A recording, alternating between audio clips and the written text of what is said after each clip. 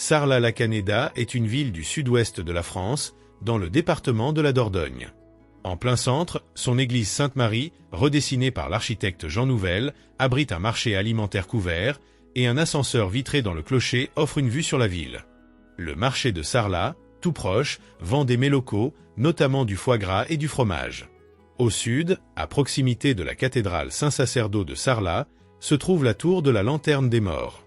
Sarlat, capitale du Périgord noir, est un haut lieu historique. Bien que souvent apparentée à la période médiévale, la cité historique présente un patrimoine à l'éventail riche et varié, reflet d'événements marquants et d'une importante évolution. Sarlat, une ville en creux. Le nom Sarlat vient du latin serum, colline, et latum, large.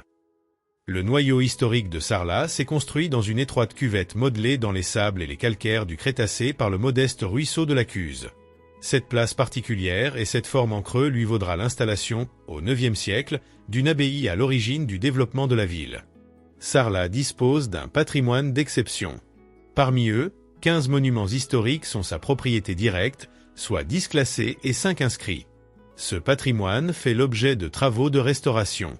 Depuis 2015, le service du patrimoine assure le suivi des dossiers monuments historiques en lien avec la directrice des services techniques de la ville de Sarlat. Il s'occupe principalement d'alerter la municipalité sur les dégradations constatées et de monter les dossiers de subvention.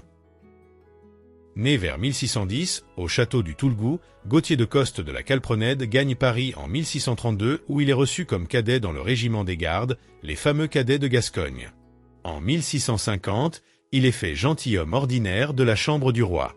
Il devient célèbre comme auteur de théâtre et surtout de romans fleuves, dont les plus connus sont Cassandre, 1642 à 1645, Cléopâtre, 1647 à 1658, et Pharamond, 1661 à 1663. Ce genre littéraire plein d'une morale austère et de beaux sentiments a le don d'émouvoir les dames de la cour d'Anne d'Autriche. Gascon dans l'âme, la Calprenède répond à Richelieu qui trouve ses vers un peu lâches. Comment, lâche, qu'en-est-dit ?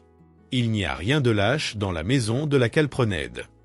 À propos de ses œuvres, Madame de Sévigné écrit « C'est plein de méchants mots et pourtant je ne laisse pas de m'y prendre comme à de la glu ». De ses livres, illisibles aujourd'hui, nous conservons l'expression « fier comme Artaban ». On peut encore voir dans le Périgord noir son château du Toulgou, une grosse ferme près de Salignac, qu'il vantait à la cour comme un palais des 1001 nuits. Il possédait à Sarlat une maison dans la rue qui porte son nom.